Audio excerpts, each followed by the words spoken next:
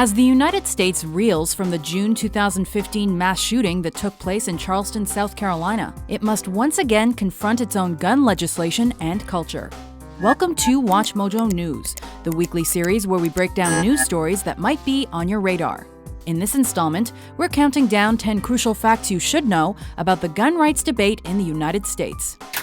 Number 10. Where did the debate begin? The origins of gun culture and its legislation in the United States began with the adoption of the Second Amendment to the Constitution on December 15, 1791. This amendment granted Americans the right to keep and bear arms, which at the time was integral to a person's survival. During this period, Americans depended on arms in order to hunt, to deter predators, and to protect themselves from foreign armies and Native Americans. Gun legislation was further enforced with the adoption of the 14th Amendment on July 9, 1868, which banned separate states from making or enforcing any laws that would interfere with the privileges or immunities that were granted to citizens of the United States. These two amendments have worked in tandem to grant each U.S. citizen the continued right to possess guns for self-defense. Number 9. What is the NRA? Founded in 1871, the acronym NRA stands for the National Rifle Association of America. It's a non-profit organization that promotes gun rights and has lobbied both for and against gun control legislation throughout its existence. In May 2013, the association boasted 5 million members. It is considered one of the largest lobbying groups in the United States, with a strong influence on gun legislation and lawsuits, and has also supported and criticized various politicians. In 2013, 51% of the members of Congress had received funding from the NRA at some point in their political careers. Although the association is nonprofit, it grossed nearly $350 million in revenue that same year, with a large portion derived from contributions, grants, royalties, and advertising from various gun industry sources. It has been consistently criticized by newspapers and gun control advocacy boards for its advertising, its political relationships, and its close ties to the gun industry. Number 8. Who is purchasing weapons in the U.S.? Gun culture in America is a mainstream part of society, and, as such, it has permeated every social class, race, and gender. In fact, one of the biggest drivers of gun sales recently has been the adoption of weapons by women. According to the National Sporting Goods Association, from 2001 to 2013, the number of women who participated in target shooting increased by 2/3. One theory that attempts to explain this increase connects it to the rise in women as head of the household, because those women might therefore also be in charge of acquiring weapons with which to protect the household. Furthermore, according to a Pew survey released in July 2014, over a third of Americans with children under the age of 18 have a gun in their household. According to Pew Research, as of 2015, there are between 270 and 310 million guns in the United States, approximately one for every citizen. Number 7. Where can you purchase and carry a weapon? In 1993, the United States passed the Brady Handgun Violence Prevention Act, which requires gun buyers to pass a background check before purchasing a weapon at gun stores and pawn shops. As of June 2015, there are over 54,000 federally licensed firearms dealers in the country, and over 98% of the population lives within 10 miles of one. However, a loophole to the Brady Bill exists. Known as the gun show loophole, weapons can be sold and purchased at gun shows without a background check. The Department of Justice estimates that there are 2,000 to 5,000 gun shows held annually, where people are allowed to buy weapons, ammunition, holsters, targets, and accessories. When it comes to carrying weapons, varied state laws concerning the right to openly carry or conceal carry a weapon with or without permits exist. In states like Vermont, Arizona, and Kansas, a person is allowed to carry a concealed weapon without a permit. By contrast, in states like Alabama, Colorado, and Maine, a person is allowed to openly carry, meaning have their weapon in plain sight, and do not need a permit to do so.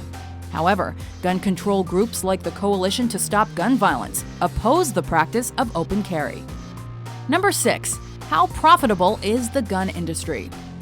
Analysts have estimated that as of 2015, the current legal U.S. small arms industry is worth about $8 billion annually. Meanwhile, overall, the gun industry has seen an annual growth rate of over 8% between 2008 and 2013, leading to almost $15 billion in revenue in 2013. There also appears to be a larger production of firearms during Democratic presidencies, as shown by the fact that firearm production increased over 30% in 2012, for a total of 8.5 million guns. The theoretical reason for this upsurge is anxiety by gun owners about the increased likeliness that Democratic presidents will enforce stronger gun policies and restrict sales. Number 5. How frequent are gun-related crimes? Every year, there are tens of thousands of firearm-related injuries and deaths in the United States. According to the FBI, there were over 8,000 firearm-related homicides in 2012. About two-thirds of deaths from guns are suicides. The following year, the United States ranked 4th on the UN Office of Drugs and Crimes list of worldwide homicide rates, with only Mexico, Turkey, and Estonia ranking higher. Also in 2013, liberal commentator Mike Shields declared that more Americans have died from firearms in the United States than those who have perished as part of all the wars the country has participated in since 1968, with 1.4 million Americans having died from firearms, compared to the 1.2 million who died in warfare. Number 4. What is the impact of gun-related violence? Increased faith in gun control legislation and the occurrence of gun-related violence like mass shootings actually benefits the gun industry, as these typically lead to a surge in gun sales, with citizens stocking up before regulators can clamp down. The day after the 2012 Sandy Hook Elementary School shooting, which saw the deaths of 20 children and 6 adults, not including the perpetrator, gun sales rose by over 180% in Connecticut, the state in which the attack occurred. Gun retailers across the United States also saw increased sales of ammunition and firearms. As for the effects of shooting on the victims, witnesses, and the community, according to a Princeton report, children who are exposed to gun violence are more likely to experience negative short and long-term effects, such as post-traumatic stress disorder, and these can feed into a violent life cycle. Number 3. Is there a race-related gun divide? According to a July 2014 Pew survey, a troubling paradox has emerged when it comes to gun violence. Although African Americans are significantly more likely than Caucasians to be killed by guns, they are only half as likely as Caucasians to have a weapon in their households. This is further exemplified by the fact that between 2000 and 2010, the death rate due to firearms was over 18.5% in African Americans, while it was only 9% in Caucasians. From 18-year-old Michael Brown in Ferguson, Missouri, to 12-year-old Tamir Rice in Cleveland, Ohio, both in 2014, to the June 2015 church shooting in Charleston, South Carolina, the United States has been home to a series of controversial, racially charged deaths. Number 2. Why is the Charleston Church shooting so important? On June 17, 2015, a mass shooting occurred at the Emmanuel African Methodist Episcopal Church in Charleston, South Carolina. The attack resulted in the deaths of 9 people, including senior pastor and state senator Clementa C. Pickney. 21-year-old Dylan Roof was later arrested and charged with 9 counts of murder and 1 count of possession of a firearm during the commission of a violent crime.